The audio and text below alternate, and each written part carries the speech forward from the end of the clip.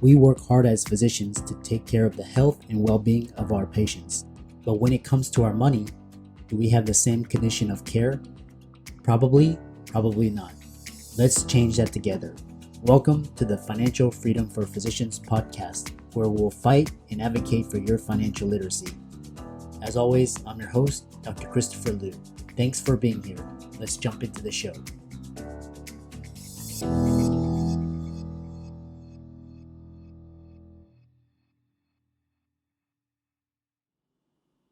Hey guys, I want to welcome you guys to the Financial Freedom for Physicians podcast. We've got a great episode this week. Before we begin, please hit the subscribe button as well as the notifications bell, and be sure to like, comment, and share if you like this episode. And we'll get into this week's sponsor and show. This week's episode is sponsored by CityVest. CityVest has quickly become the most popular and best way for doctors to invest in top-performing real estate private equity funds that are usually reserved for institutional investors. This unique access to investing in these institutional funds is available for the first time ever through CityVest's easy and secure online investment platform. CityVest does the hard work of conducting due diligence and vetting the investments. They even get a third-party due diligence report that is posted on their website. As a result of aggregating a several $million investment amount into their access funds, CityVest gains access to investing in the institutional investment and is able to negotiate better investment terms such as a 12% preferred return. You can check them out at cityvest.com or go to the link in the show notes below. Now on to the show. Welcome everybody to this week's podcast episode for the Financial Freedom for Physicians podcast. And I'm your host, Dr. Christopher Liu.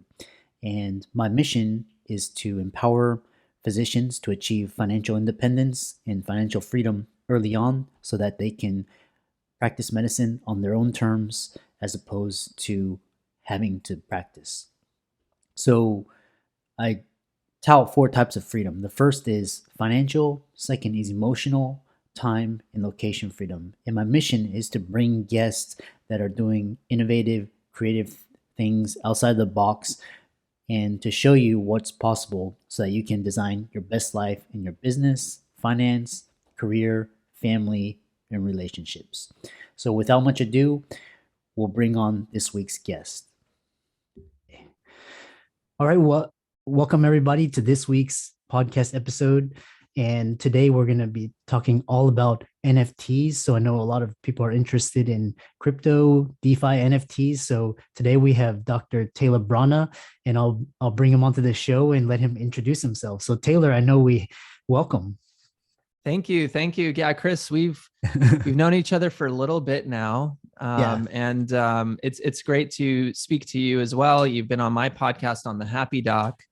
And I've gotten to chat with you about entrepreneurship and finances and everything. And it's just been really great to know you. I'm Taylor. I'm a psychiatrist, recently finished residency about, let's see now, 6 or 7 months ago. Mm-hmm. And so that's part of my life. So I'm an outpatient provider for psychiatry. I also have built a lot of podcasts. I'm happy to say that through my personal podcast network, we've amassed more than 1 million downloads through that avenue, and continuing to consult for podcasting and coaching. I also started getting involved with cryptocurrencies and specifically got really deep into NFTs or non-fungible tokens.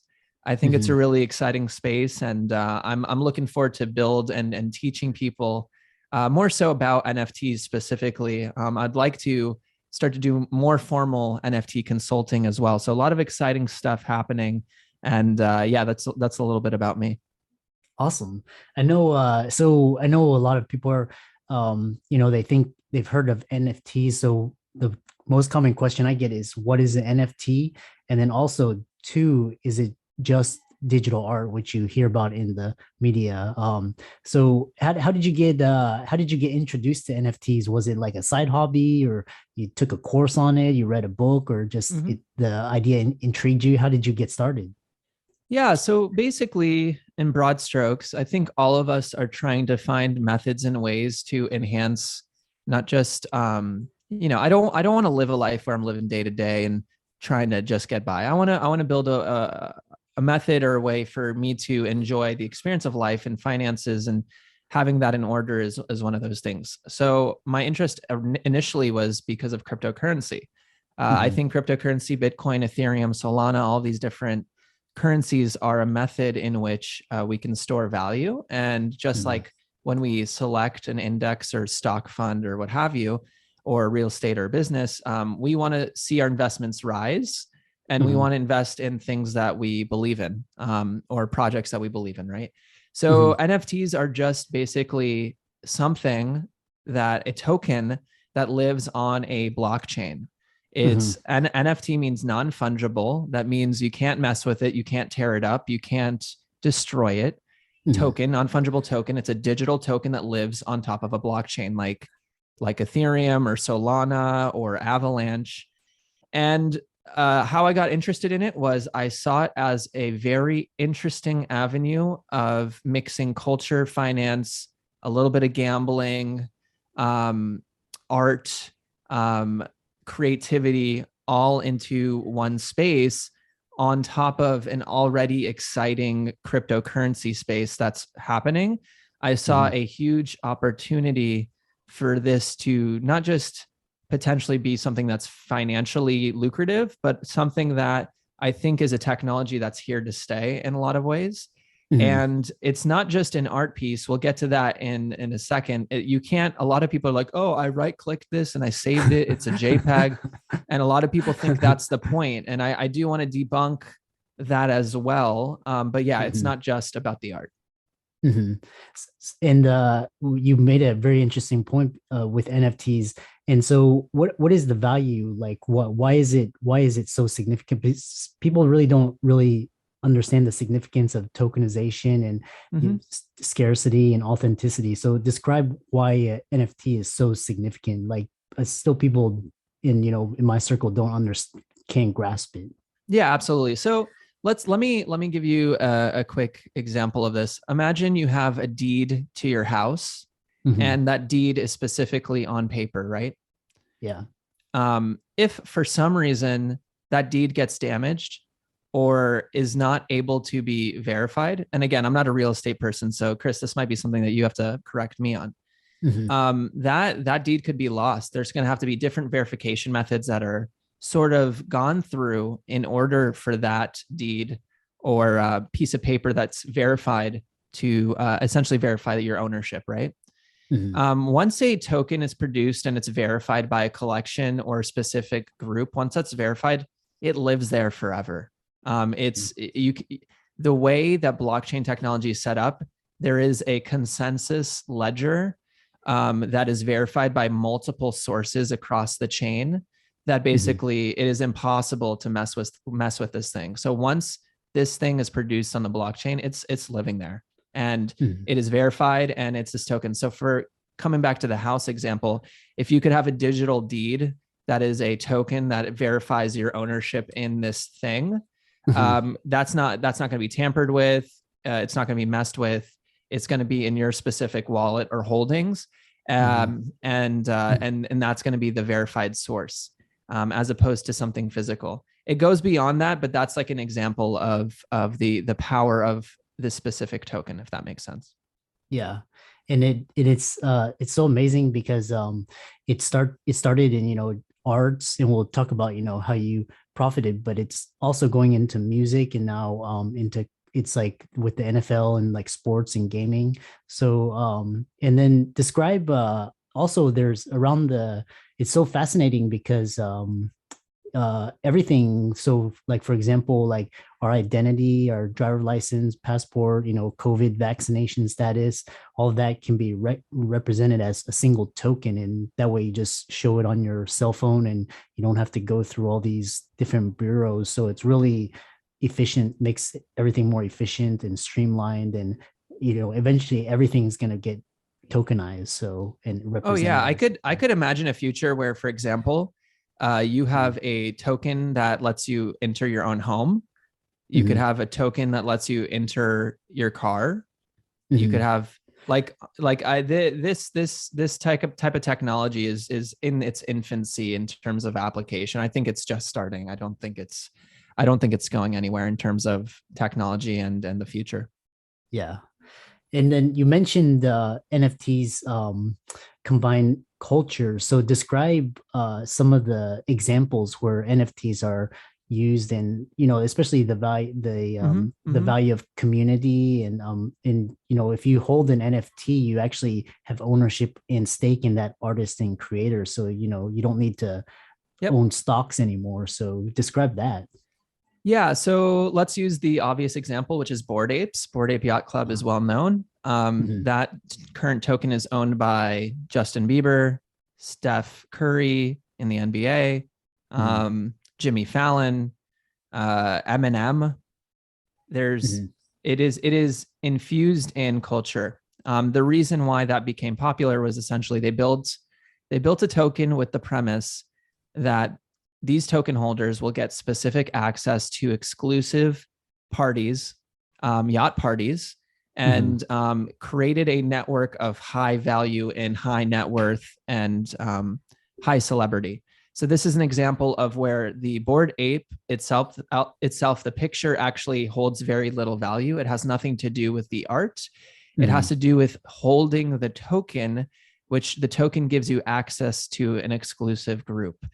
mhm, One of the things a lot of people don't understand is when you create an NFT, you can create token gated opportunities, meaning I only get access to a specific chat or group or uh-huh, digital space or physical space because I hold that specific token. So yeah, I use the analogy that your token is not an art piece. Your token is an access pass.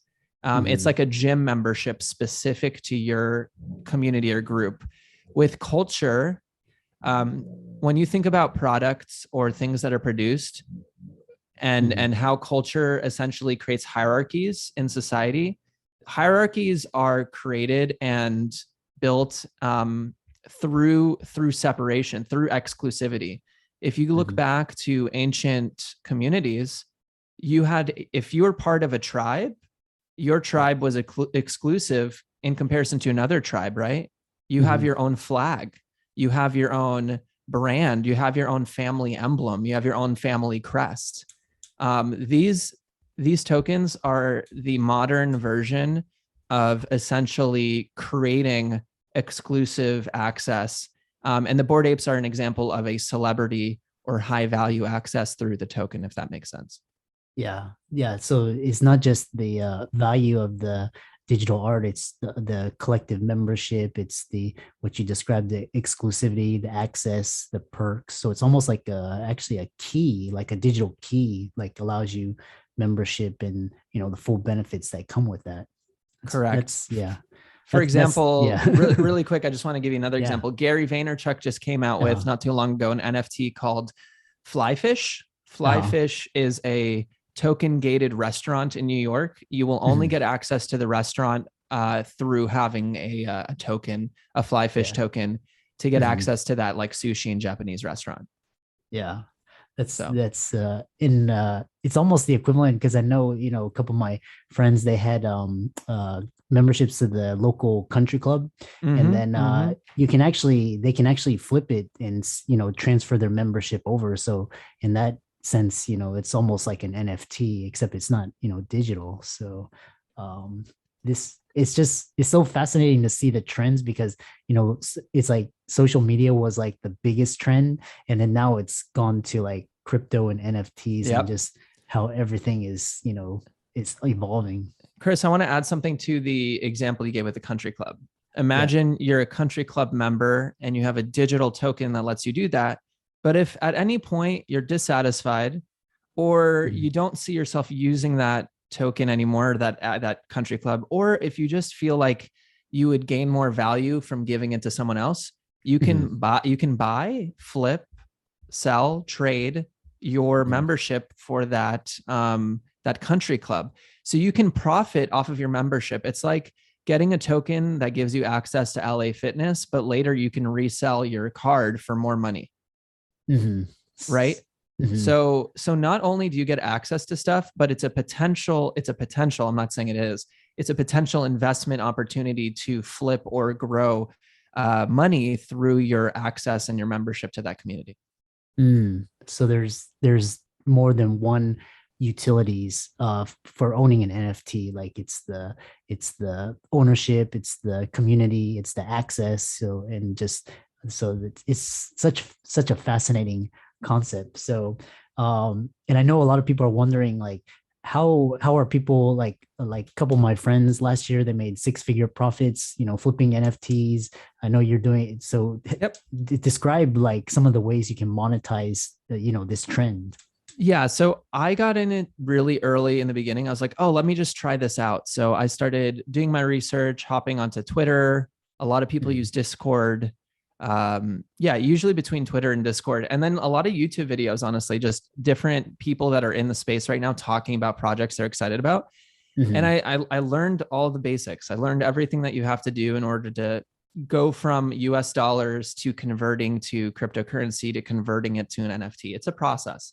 Uh-huh. Um, I minted multiple different projects. Minting means starting at the beginning and getting the first token at the base before it's launched. Uh-huh. And I started playing around with that. I really took close attention to the economics around what was getting people excited, what were the markers of if a project was going to do well or not. I really paid attention. I looked at it as a chance to really study human psychology and behavior, because I'm Uh-huh. trying to gain advantages to grow myself, right? Yeah. As we all are in a way. And what I learned from that experience is there are definitely key indicators of things that are more than likely to grow versus not. And Mhm. to answer your original question, like how did I get started and entering that process? Uh-huh. I just dove in. I immersed Yeah. myself. Yeah. And from immersion, I was able to essentially learn I can purchase specific NFTs at the base price and I can Mhm. flip them for 5, 10, 20x if I'm finding the right indicators. Yeah. And for example, I'm literally looking at my desktop. I can see some of the NFTs I've collected. One of the examples is one of my Shiboshis. I Mhm. got a Shiboshi, which is a Shiba Inu NFT. I Mhm. purchased that. I had a feeling it was going to do well because Shiba Inu coin has a lot of excitement in that community. Mhm. So I got that at 0.2 Ethereum, and I was able to flip it for 3.1 Ethereum. Uh-huh. So if you do the math, that's about 15x, right? Yeah. Right. So yeah, that's an example of something I put in maybe, $300 to $600 at the time, and then flipped it for what is 3 ETH? At the time when I sold, it was around 10 grand plus, Yeah. right? Mhm. So that in what other area of finance can you 10 to 15x aside from gambling, except with way less risk? I mean, you can. It's like crypto NFTs. Blockchain has the largest upside asymmetric risk reward potential compared to any other asset. So that's why. But it's just so fascinating because like it's just so cool. Like I love hearing stories where people are just playing around and just trying to learn the technology, and then they find a strategy or a way of make like back in 2012 I was just buying Bitcoin just to collect it, just like a baseball card, but and now it's so cool that people are like tinkering around with digital toys and coming up with inventive solutions such as yours. So Oh, that's yeah. absolutely. And I want to be very clear. This space is very early. So just Yeah. like the internet boom, you're going to have scammers, you're going to Yeah. have security issues, you're going to Hmm. have it's the Wild West. So you're going to have simultaneously the most exciting profits and opportunities. And at the same time, there are security things to think about. There are potential scammers.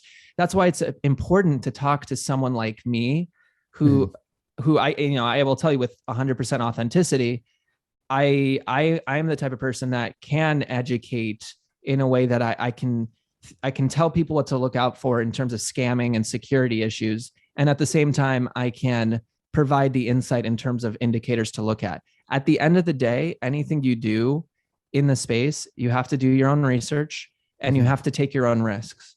But you want to have the right people in place. I call it an alpha group. I have my own alpha group.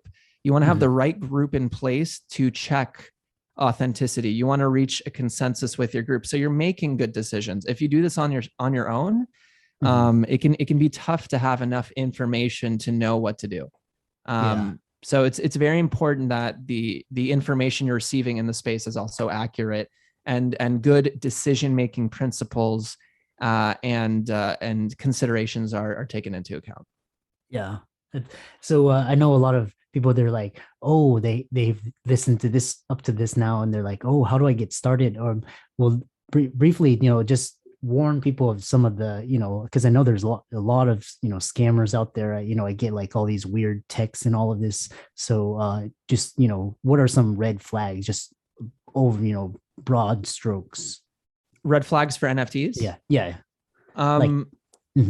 So just like when you're vetting a good business, you want to see that the team is doxed, meaning that their identities are revealed. Okay. If they're not, they could hide behind that and try to scam you. When a team is launching a project, there's actually ways to check their smart contract. The smart contract is what they build. It's basically the technology they build their token on. You want to have someone ideally take a look at the contract to make sure there's nothing fishy in the technology or the programming.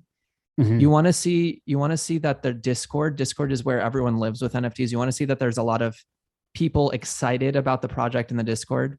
Ideally speaking, you want to hop into, a lot of people use Twitter Spaces, hop into conversations to speak to the founding team, or at least be able to speak to founding members or moderators about the project.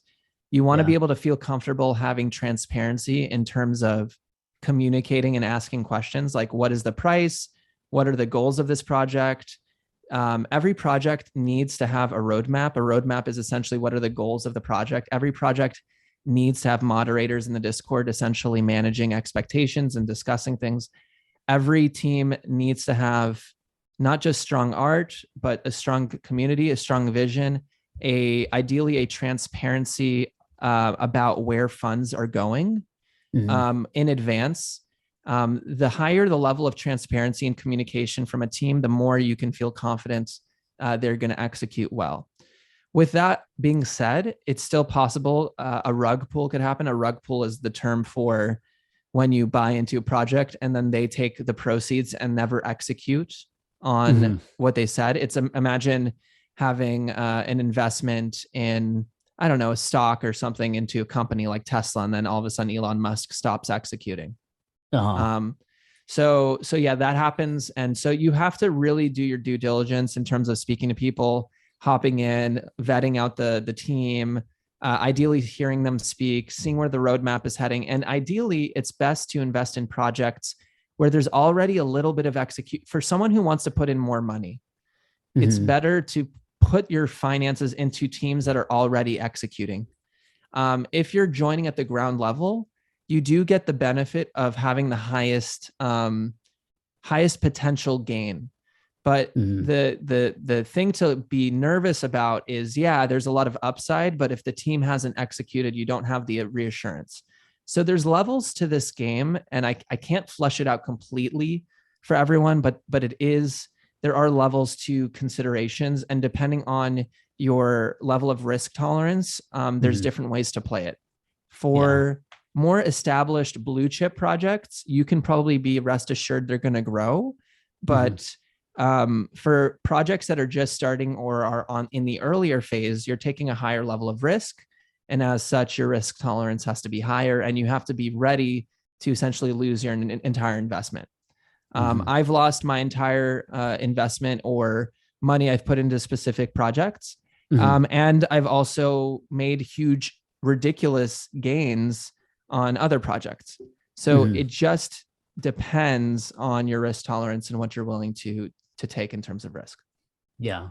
Yeah. Don't lose more than you can afford. So Yep. yeah. And I know besides speculating on NFTs, you're also minting your own NFTs and you have your own Literally right now. yeah. So tell us more about that. That's so fascinating. How you're Yep. gonna do that and Yeah, absolutely. So I got super excited to the about projects to the point that I was like, you know what, I need to get my hands on this. I need to do this. So mm, we created the Shell Shakas NFT. Shell Shakas is a turtle NFT. We have 8,888 radical turtles. Okay, but long story short, our the way we're doing it is different. We are launching in batches. So instead okay. of launching 10,000 of these pieces, we're only launching small batches at a time. Our first drop, which is happening at the time of us recording this, Uh-huh. is 222 turtles. And Mhm. once we receive the funds for that, we're going to be executing on our roadmap. So people can already start to see we're following up on the plans we made. We're Yeah. creating a very organic, authentic community. It's not a big pump and dump. We're not doing huge marketing. Every person in the team has basically, or in our Discord membership, which right now around 600. Mhm. Each of those people are people we've pitched to those individuals in Twitter Spaces. They've come in organically. So that gives us some more reassurance that it's an organic growth over time. I get very concerned in projects when they do a huge marketing campaign. They get 10 to 20,000 people in their Discord. It creates a Uh-huh. huge pump and then a ginormous drop later. Yeah. So our approach is different. We're turtles. We're slow and steady. We're giving a percentage of our profits and proceeds to nonprofits and charities that our community is going to vote on. We're Uh-huh. creating additional utility through additional NFTs that you receive through the project. We already Okay. have merchandise that's been created essentially through the collection. We have a development team that allows us to do really interesting things like staking, Yeah. breeding, mutating or Yeah. evolving, That's mutating or evolving the NFT. It's like we uh, can create a gamified experience through that, so it's really cool. yeah. But long story short, the technology plus the utility of having a community allows us to then use those funds to execute on really cool ideas. So yeah, it's exciting. We Yeah. love it, and yeah, that's a little bit about the collection. Yeah, I'm so pumped, all of the creativity and it's like the other day I was on YouTube and I was watching Steve Aoki. He's a DJ out of Las Vegas, and he said he made more at, uh, in NFTs in last year than he did like out of 10 years combined of DJing. And Yep. yeah, and that's amazing. It's incredible just the leverage and the scale and he actually showed a video where he's mutating his NFT. I think it was an ape. It was I'm his not sure board if ape, I think. yeah. Yep. Yeah, that was so cool. And that's how you get the value and people find that cool and interesting. So Yeah. um So imagine you have a one. So for 10,000, imagine you have a 1 out of 10,000 stake in a company. yeah, But on top of that, the stake or the piece that you own can evolve and grow and create more dividends or tokens over time. And if yeah, that company is successful, that's going to essentially raise the stock value, right? yeah, That's what tokens do, but on a brand cultural level that is much more innate to human psychology. yeah. I look at tokens as like the new kind of stock market 2.0 or 3.0. Mhm, It is a high risk, high on risk asset, but it mhm. comes with the human psychology aspect, which creates a lot of interesting dynamics. And I do think um, I think it's going to evolve and change over time, but I can say certainly the technology and the tokenization and all that stuff, it's here to stay for sure. Yeah, yeah, that is so cool. So I know, final words. I know a lot of people are going to be interested. How can they contact you? Find out more about you. Join in that project. How can they contact you? Yeah, I think the best way for your community is honestly just friend me on Facebook. Mhm. It's Taylor Brana. I'm not Okay. hiding. You can also email me. The email will be thehappydoc1 at gmail.com if you want to Mhm. get direct. I think the easiest way, because again, I'm looking to speak to real people that wanna learn. Um, Yeah, and ideally speaking, I would like to offer consultation to people if they really want to learn this stuff. yeah, So those would be the best methods. And long term, look, I'm looking to build my own network and community of people that want to get their hands on and understand this stuff, because I truly do think NFTs are a bonus application and utility you can add on to any single brand, any company, anything that you do. uh, You can create an NFT to create a brand new experience that wasn't possible before. yeah, yeah. And I know I've actually talked to a lot of people that very like equity investors in the past, and now they're like completely tokenized. They're just looking at completely tokens like NFTs, Yep. crypto. They're not even worried about the stock market. They're just focused on. So that's just tokenization. You don't even have to be accredited. You can just go direct. You get democratization and access everything. So it's a fascinating, wonderful discussion of the technology behind it. So It completely removes the middleman. It honestly, by the way, speaking of medicine, it could change healthcare in a lot of ways in the future. yeah. Not to get down the rabbit hole too quick, because I know we're closing out, but imagine a practice where you and your patients have a token, and proceeds that are accrued through patient interactions actually go back to the token, so your patients can make money off of visiting you. Wow. Yeah, I know that's gonna be. It's gonna like all the insurance, all the reimbursement models, all the even like virtual care, like pharmacy. This has the potential to change it. Of Right course. now, Yeah. Yeah. sorry to cut in. Yeah. I'm Yeah. just Yeah. like, yeah, I'm not going to go too deep, but Uh-huh. right now I could get a room somewhere, like a private little practice. I'm a psychiatrist, so it's easier for me. Okay. Uh-huh. I understand every specialty has their own difficulties, but I could get a room somewhere. I could create a token holding opportunity that by receiving that token, I will give X% of my royalties back to my patients. Mhm. And by accruing patients and opportunities through that business over time, I can incentivize all of my patients to gain royalties through the business. I'm not saying I would do that, Uh-huh. and or I could incentivize it by giving them that token, and then proceeds allow me to, for example, allow patient free care. Let's say there's certain individuals who can't come in or can't pay. Well, we have a little fund that's accruing over time through the token. Yeah. So, anyways, there's a lot of interesting utilities and ideas Yeah. that can be applied to any space. Fascinating. We're gonna have to have another discussion. I just submitted a Kevin MD articles, just trying to Yep. synthesize all the developments. So we'll have to keep you in touch, and just because the space continues to just change at an exponential pace. Oh yeah, man. I am in the trenches. Trust me. We Yeah. didn't even talk about all the fires I've had to put out. But yeah, I'm in the trenches, and Yeah. trust me, it is. I thought I knew stuff, and Uh-huh. every day I'm still intensely learning. So Wow. it Yeah. is just starting. Yeah. Yeah. Awesome. Well, thanks so much, and we look forward to having you on in the future. Thank you so much. I'll see Uh-huh. you next time. Uh-huh. What a fantastic show. I hope you enjoyed our very special guest. Just remember, as a shout out to our this week's sponsor, cityvest.com. Cityvest gives you access to the best real estate private equity funds with enhanced investment terms, verified due diligence, and lower risk. You can check them out at cityvest.com or click on the link in the show notes below to hear about their upcoming investment offerings.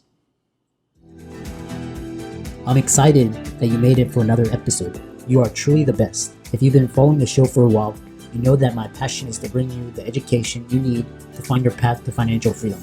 Please come back week after week for new content, new resources, and great guests. Until then, if you haven't already, please be sure to check out the website, www.drchrislewmdphd.com, for more support. I'll see you next week.